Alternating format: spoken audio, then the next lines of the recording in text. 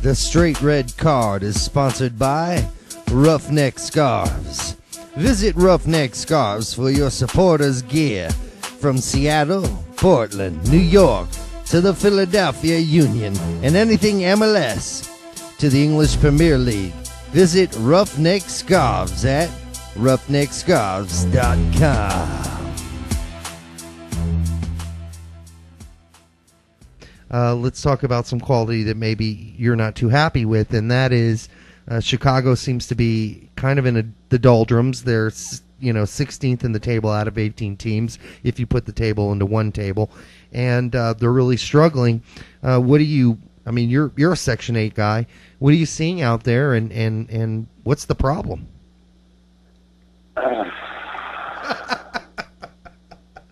Big sigh, yeah. I was kind of hoping you wouldn't bring it up. Anyway, no, it's so hard to say. It really is. It's really hard to say. I think the team has the talent, and I think they're pretty well built. I mean, we're running pretty thin on our back line because there's about 3 pretty significant injuries to guys that we normally would rely on, and so just for whatever reason, it's not working out. I mean, the game on Saturday was against Vancouver, and Vancouver really does kind of. I don't want to say they pack it in, but they were playing on the road and maybe looking for the draw, and that's fine. Chicago, I think, had about 70% of the possession. Believe we hit the crossbar twice. I mean, it really could have been 4-0, and it ended up 0-0. Yeah. To Vancouver's credit, I mean, they didn't really have any opportunities, but they packed it in. It was effective enough to get the draw. Mm-hmm. But with the Fire, it's just there's a presence in the middle of the field that's missing that we haven't had since Blanco left. It's hard to say. I think the players are good enough to where they can win some games and they can beat some good teams. I think the problem I have is we change formations seemingly every week. There's new lineups, and it's been over a year since we've had this manager Cobos. And anyway, there's not much to say. We're just really bad right now. We're not finishing opportunities. I think we've blown 6. I want to say it's 6 breakaways. I mean, 1v1 against the keepers, and we fired it over a crossbar, hit the upright. It's just You have to ask yourself. Yeah, at what point, do you stop blaming Carlos de los Cobos and start blaming some of these guys for not finishing what are really some opportune and easy, in some respects, finishing goals? Yeah, absolutely. And one of the guys to keep in mind is Diego Chavez, who I think he's got 5 goals so far this year. So it's not as if he's not scoring. It's just that he's also missed, I want to say 3, just him versus the goalie. And he's missed 3, and El Ferrari's missed 1 or 2, and Oduro's missed a couple, and I know Saturday alone was really bad. I mean, they should have been 4-0, honestly. And that's not just converting all of the chances. They had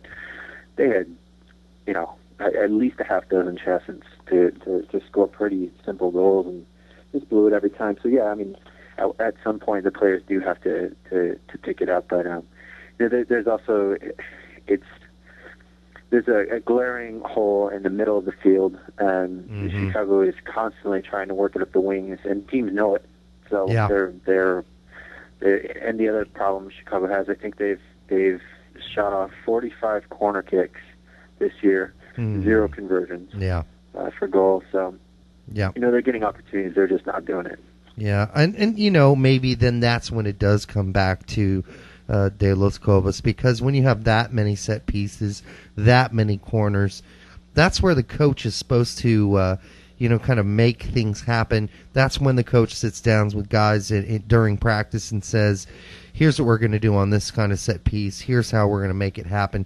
Here's how you're going to get open, and here's how the goals are scored. I mean, the players still have to execute, but you would think with that many set piece chances, Chicago would have made something out of those, but they're just not making much out of them at all. Yeah, no, they're missing a whole lot, and hopefully, the player salary just came out, I want to say over the weekend, so Yeah. it's kind of made public, and through my calculations, there's about $500,000 to spend with, I believe, one international roster spot open. Yeah. And I'm not saying that they will for sure go after someone, in July and August, but it's kind of been a rumor for a while now, and one that people on the inside aren't denying. The other thing that I think is kind of necessary from a business standpoint is they got to get a shirt sponsor. I think it's going to be hard for them to splash a lot of cash on someone if they don't have that. So yeah, we'll see. The wording from a lot of people on the inside is that they're still building, and that's really hard for a lot of us to swallow, just because we're used to. I mean, we've only missed the playoffs twice. Yeah. In 13 years, so to miss out a second year in a row is gonna, it's not gonna be fun. Still building that's a cop out. I'm sorry, because I mean there are a lot of teams at the bottom of the league, or should be, you would think, be at the bottom of the league, who are doing quite well, and they should be building, but they're not building. They're performing. I mean, Columbus Crew, Portland Timbers, maybe, the schedule will all even out and that'll all come to fore and we'll see the right people at the top and the right people at the bottom. But, to pull the old Toronto FC, we're still building thing, if you are Chicago Fire, a team that's been around for a long time and should know the business. And as you said, $500,000 hanging out there, a team like the Dynamo goes out and gets a non-starter like Koke and signs that kind of talent. That could have been talent that Chicago should have been looking for. There's a CAM. There's a striker. Maybe an attacking midfielder they could have used as well. So it also comes down to scouting. Yeah, they actually, to their credit, have gone out and about and really have scoured and gotten some good players, and I'm absolutely amazed at some of these the salaries that came our way. The two Uruguayans have combined payout this year of $95,000, and we're talking game in, game out starters, guys that we rely on. Probably half our goal. Jump change. And then there were a couple, ex-Yugoslavian bloc players that were bought. And to one guy, not to speak bad about him because he hasn't played much, he has been injured. I think he took an injury, I want to say a couple of weeks before the home opener. So who knows what will happen with him. The thing is, we weren't very young. I mean, incredibly young.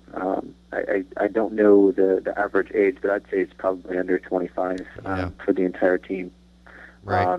And a lot of those guys are being relied on and putting in some solid minutes. And that's the way they go. It's hard to imagine that they're going to go a second year rebuilding, particularly when they had a pretty well-known team last year. I mean, they had some names that people recognized last year. Yeah. Couldn't do anything with that, and now they go this direction, and they're not doing anything with this now. I will say I like this team better than last year. Mm-hmm. Whether it's this team fits the scheme better or if the coaching's more effective this year or what, I do like it better, but they're still not getting results, and that's what matters. Yeah.